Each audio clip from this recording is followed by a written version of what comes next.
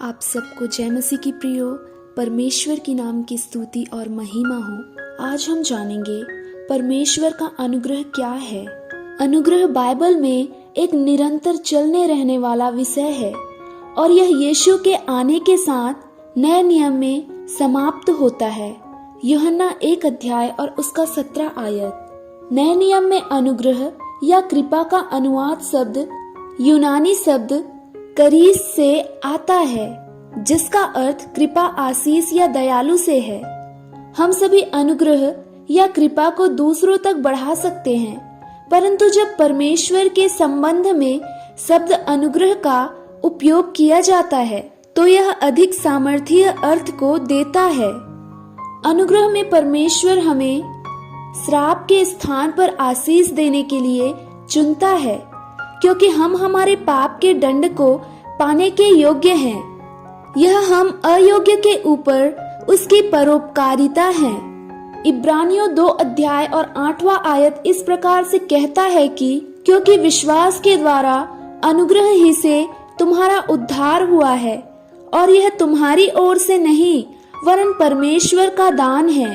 परमेश्वर के साथ संबंध में आने के लिए एकमात्र तरीका हमारे प्रति उसकी कृपा का होना है। अनुग्रह की यह पद्धति पुराने नियम में चलती रही, जब परमेश्वर ने पाप से भरे हुए लोगों के लिए प्रायश्चित करने के लिए लहू की बलि को माध्यम के रूप में दिया।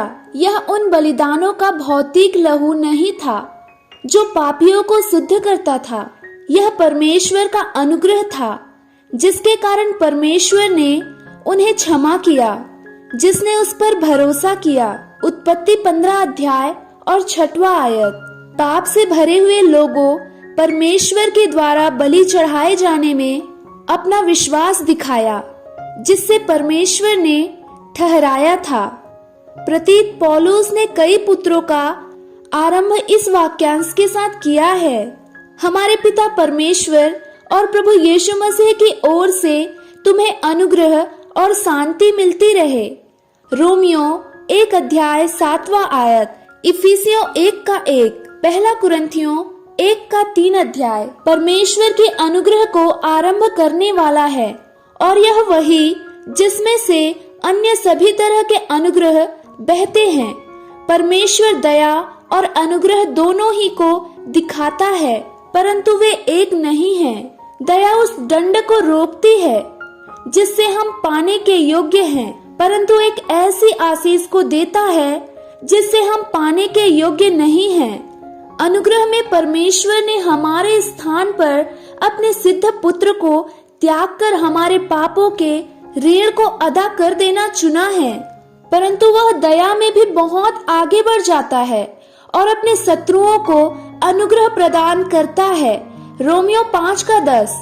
जब हम उसके प्रस्ताव को स्वीकार करते हैं और उसके बलिदान में अपने विश्वास को रखते हैं। इब्रानियों 8 का 12, इफिसियों 1 का 7। मेल मिलाप। कुलूसियों 1 का 19 और 20। बहुतायत का जीवन, शाश्वत कालीन मिरास, अपना पवित्र आत्मा।